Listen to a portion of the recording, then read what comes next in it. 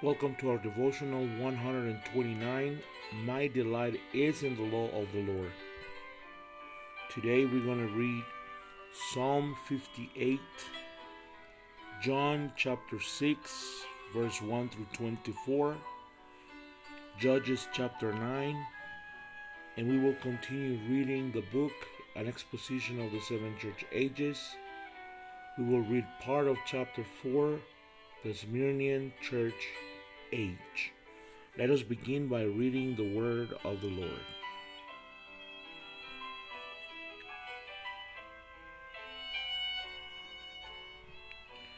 Psalm 58.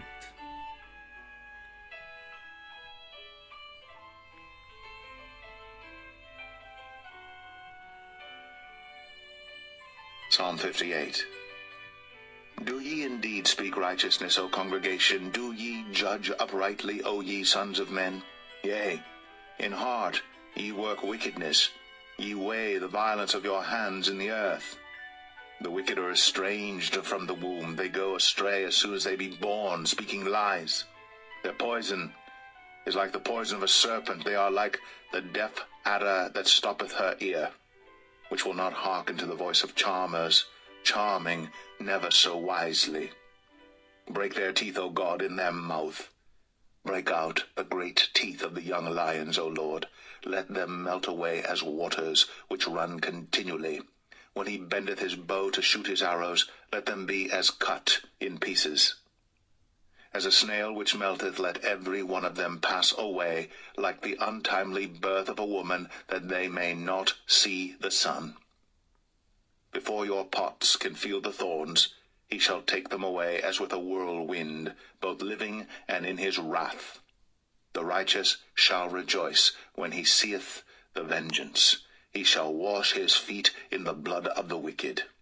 So that a man shall say, Verily, there is a reward for the righteous. Verily, he is a God that judgeth in the earth. Now let us read John chapter 6, verse 1 through 24. John chapter 6, verse 1 through 24.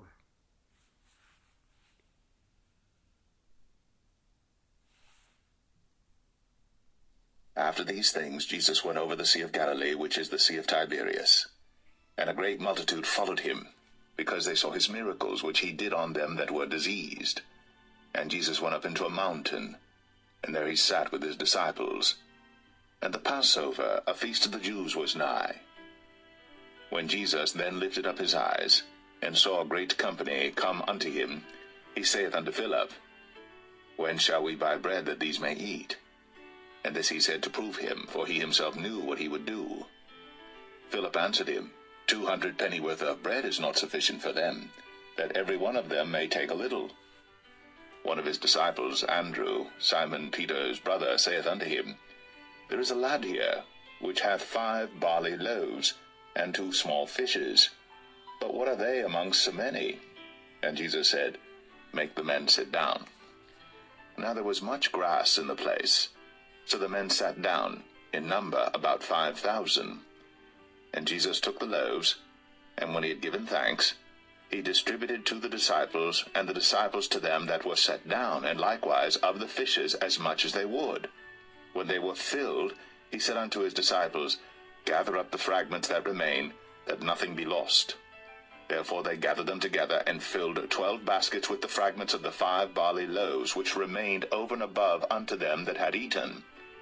Then those men, when they had seen the miracle that Jesus did, said, This is of a truth that prophet that should come into the world.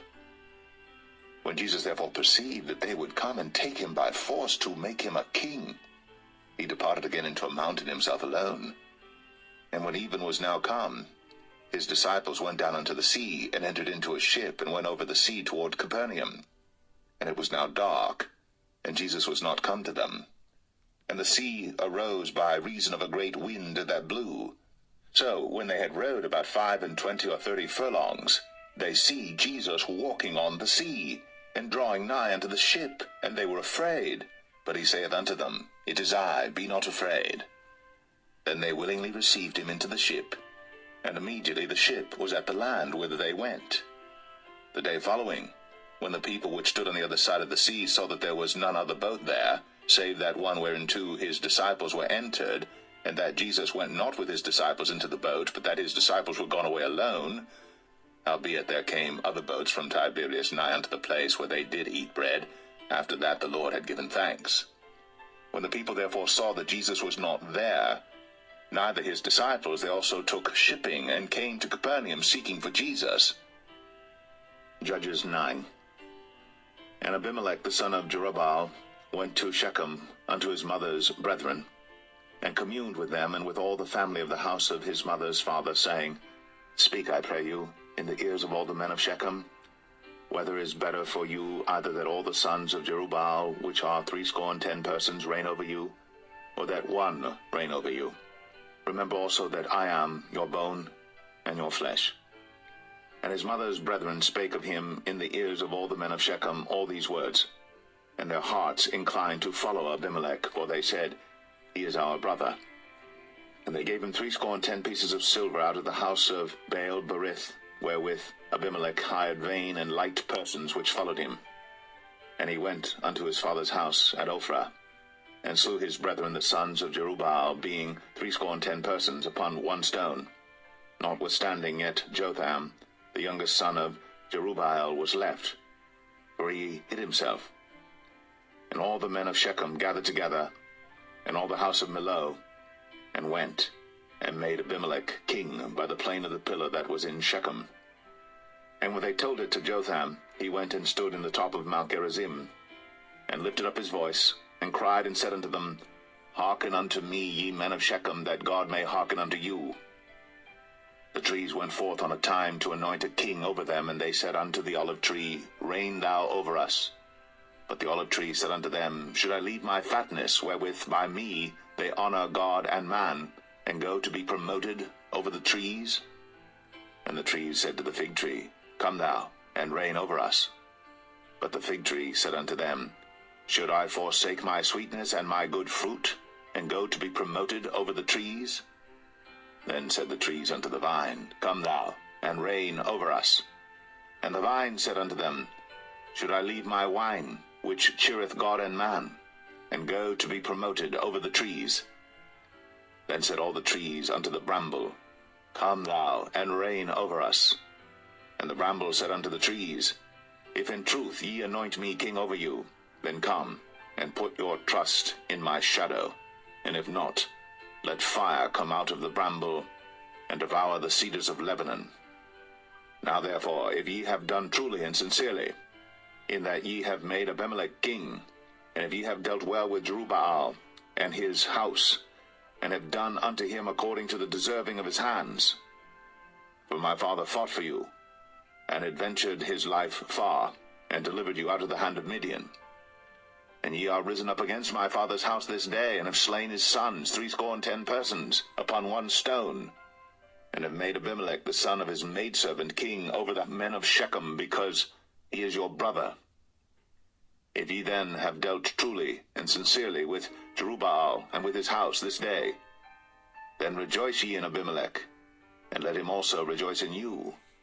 But if not, let fire come out from Abimelech, and devour the men of Shechem and the house of Millo.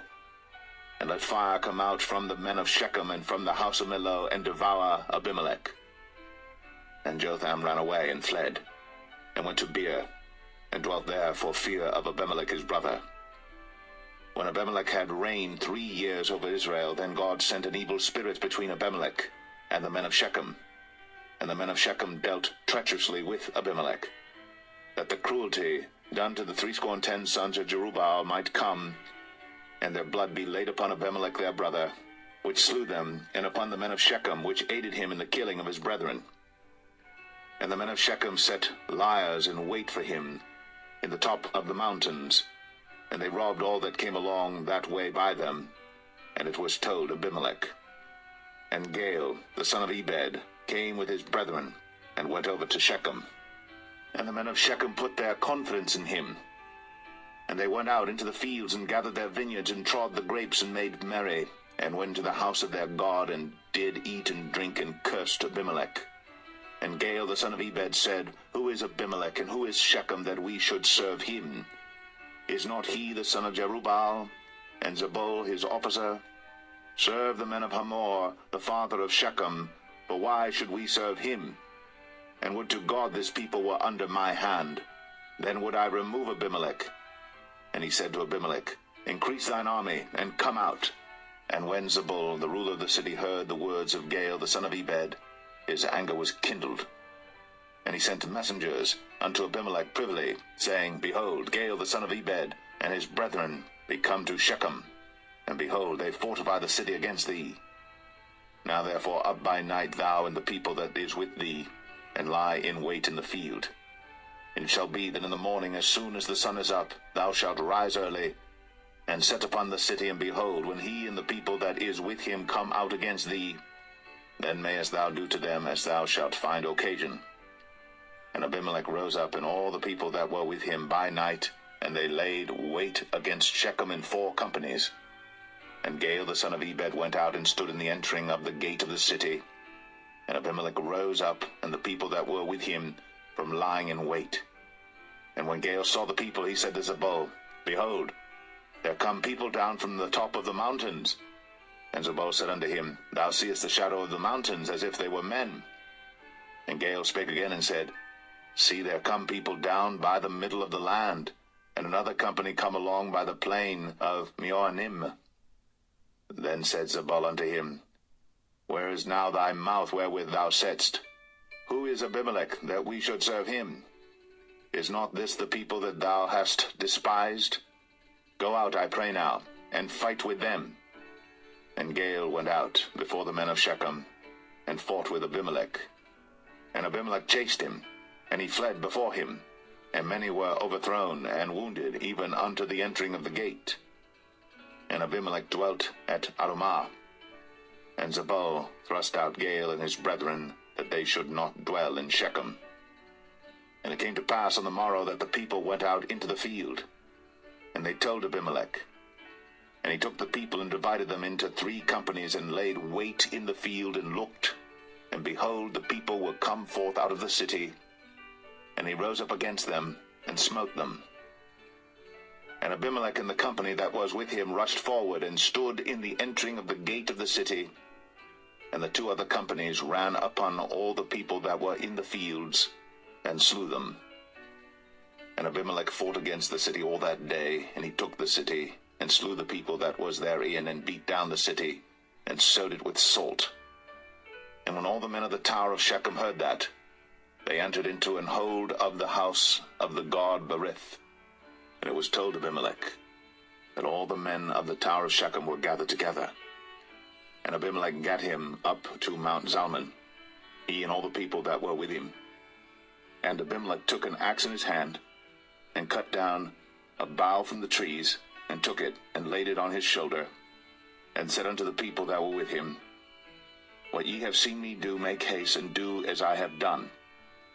And all the people likewise cut down every man his bough, and followed Abimelech, and put them to the hold, and set the hold on fire upon them, so that all the men of the tower of Shechem died also, about 1,000 men and women.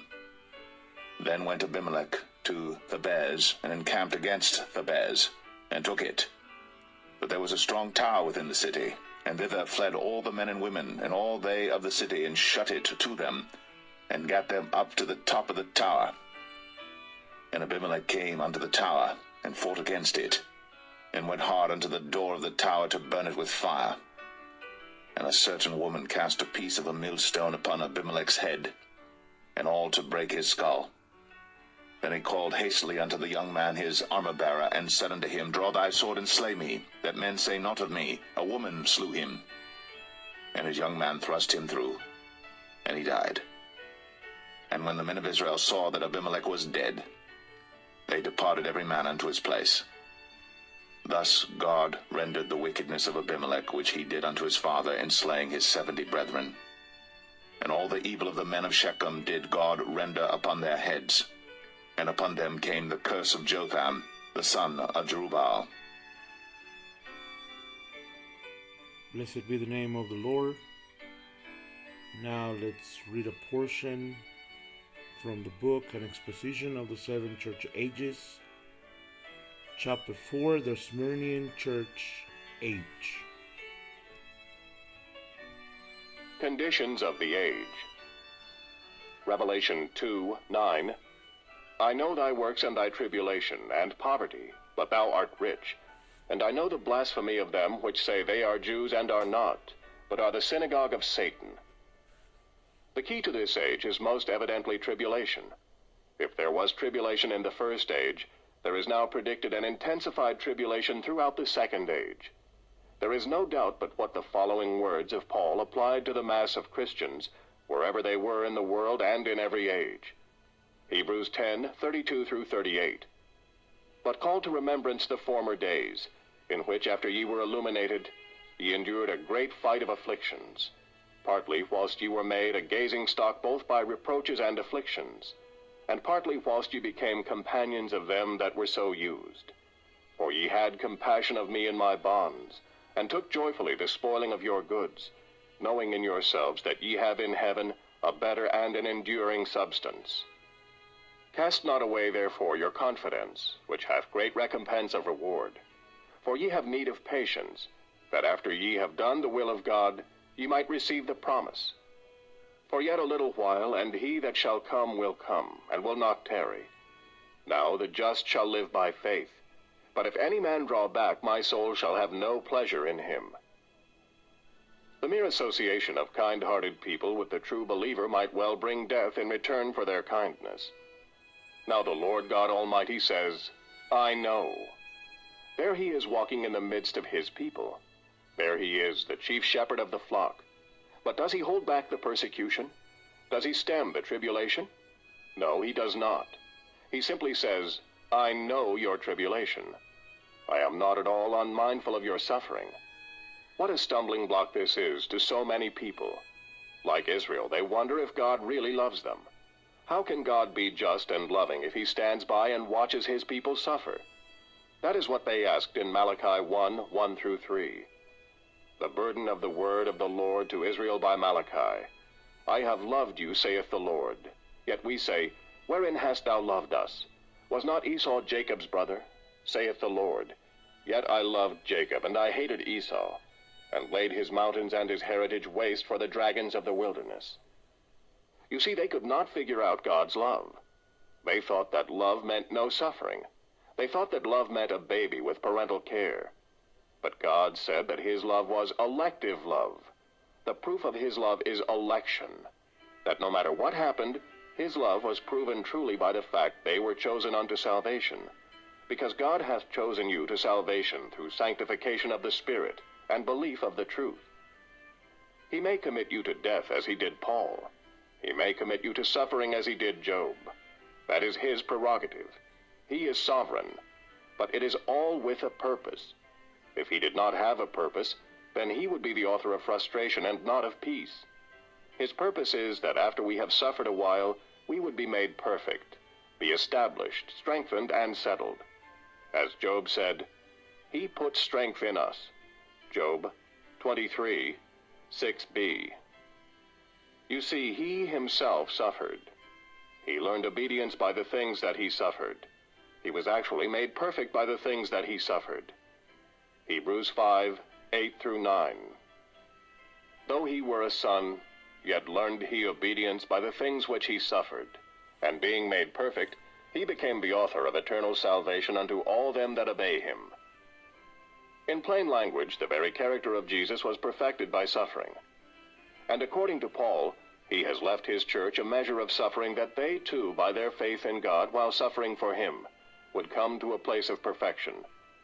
Why did he want this? James 1:2 through 4. My brethren, count it all joy when ye fall into divers temptations, knowing this, that the trying of your faith worketh patience. But let patience have her perfect work, that ye may be perfect and entire, wanting nothing. Why does he stand by? The reason is in Romans 8:17 through 18. And if children, then heirs, heirs of God, and joint heirs with Christ, if so be that we suffer with him, that we may be also glorified together. For I reckon that the sufferings of this present time are not worthy to be compared with the glory which shall be revealed in us. Unless we suffer with him, we cannot reign with him. You have to suffer to reign. The reason for this is that character simply is never made without suffering. Character is a victory, not a gift. A man without character can't reign because power apart from character is satanic. But power with character is fit to rule. And since he wants us to share even his throne on the same basis that he overcame and is set down in his Father's throne, then we have to overcome to sit with him. And the little temporary suffering we go through now is not worthy to be compared to the tremendous glory that will be revealed in us when he comes. Oh, what treasures are laid up for those who are willing to enter into his kingdom through much tribulation. Think it not strange concerning the fiery trials that are to try you. That is what Peter said. Is it strange that God wants us to develop a Christ-like character that comes through suffering? No, sir. And we all have trials. We are all tried and chastened as sons. Not one but goes through that. The church that is not suffering and is not being tried hasn't got it. It isn't of God. Hebrews 12:6. For whom the Lord loveth he chasteneth, and scourgeth every son whom he receiveth. But if ye be without chastisement whereof we are all partakers, then are ye bastards and not sons. Now this special condition in Smyrna must be applied to every age. There is no age free from it. There is no true believer free from it. This is of God.